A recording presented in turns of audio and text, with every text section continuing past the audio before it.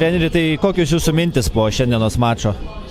Mintis prastos, pralošėm rungtynės, nebuvom gal labai agresyvus, nelindom ant vartų, turėjom momentų keletą, bet aišku jų nerealizavom, tai nieko gero.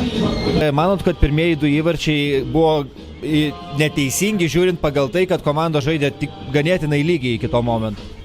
Kaip įvarčiai teisingi, 2 klaidos, neišvedėm ritulio į zonas, 2 įvarčius gavom, tai o taip iki to lygtais apylygus žaidimas buvo, tai bet va, 2 klaidos jie išnaudojo savo momentus.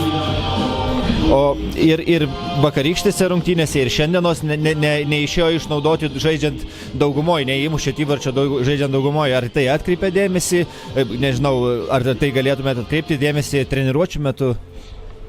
Taip, žinoma, dirbsim ant to komponento. Ne tai, kad neįmušėm, net galima sakyti, nemetėm į vartus.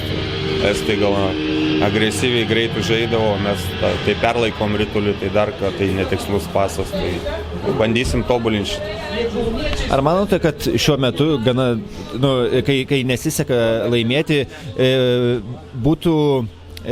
trūksta indėlių iš tokių žaidėjų kaip Tadas Kumeliauskas, kaip Egidijus Binkulis, Povilas Verenis, kurie žaidė tikrai svarbias rolės savo komandose praeitą sezoną? Tai mes iš jų laukiam, tai tikėkime, kai sakoma, pramuš tą ir muš įvarčius kiekvienos rungtynėse. Ir apie ateinančią savaitę, kuri tikrai nusimato gana sunki ir tikrai nebus išeiginė, kaip daugumai Lietuvoje, tai bus 3 rungtynės, 2 prieš Mogo ir 1 prieš Kurbats.